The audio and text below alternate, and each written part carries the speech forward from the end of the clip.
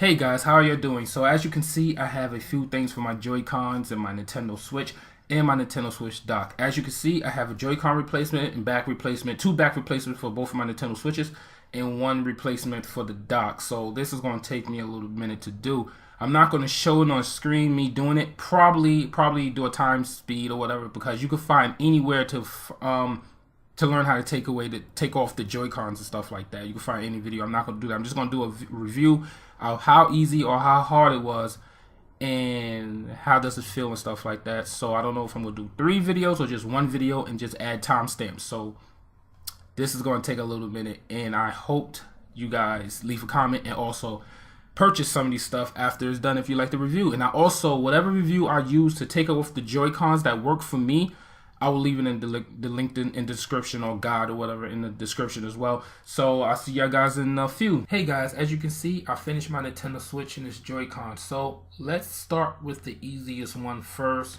which be the Nintendo Switch. So as you can see, I just changed the back, switch out the 4 screws, switch out the screws to the side, and then you could just change the cover. I changed this to black because it looks better. I didn't want to keep the white one on there. So after that, I changed the dock. As you can see, the dock is this manual. It's a bunch of screws. You just place everything together. It's pretty simple, straightforward. The only thing that it doesn't take is the light. I really wish it had a light in the front of the dock or somewhere noticeable in the dock. When you put it on, you know how the original one was. You put the light there. You put it there and it lights up to let you know that it's on or whatever. So that'd be cool. So the left Joy-Con, either Joy-Con you have, when you use the Z trigger, they have these 2 little springs. When you use the Z trigger, they have these 2 little springs, and you can lose them. So my advice to you, if you're going to fix these Joy-Cons, change these Joy-Cons, sit on the floor with a nice sheet so they won't bounce. If any of the pieces bounce, they'll land on the sheet and it won't like travel somewhere to the floor. I lost my my springs, so I had to order some more. So the left Joy-Con is the easiest Joy-Con. That's the only problem you have to worry about. Now the right Joy-Con. Okay, so they give you a little instructions right here.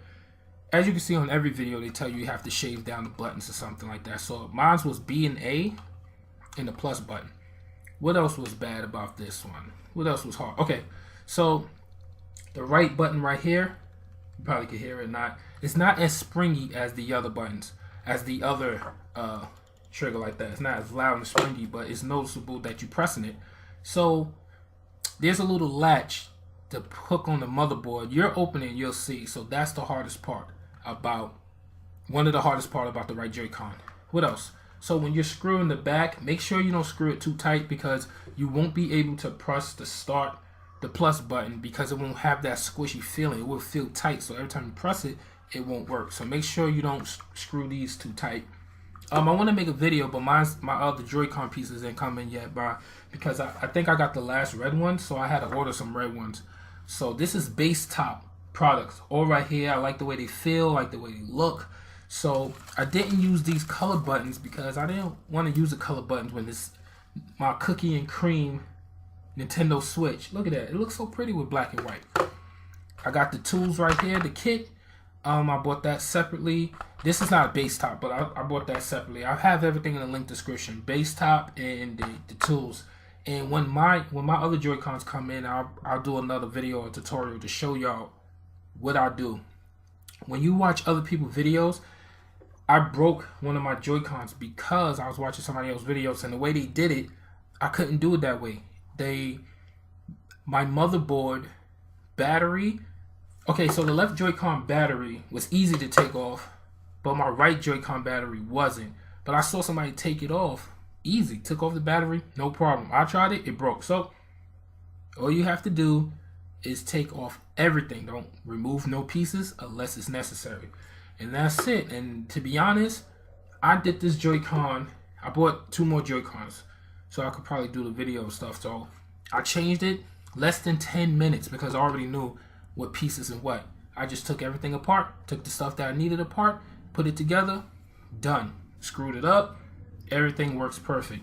So please rate, subscribe.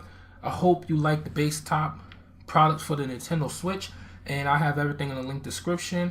And hopefully when I get mine, I'll do a tutorial so I can show you guys how easy it is, what to do and what not to do, if you didn't even find it already. So, y'all have a good one.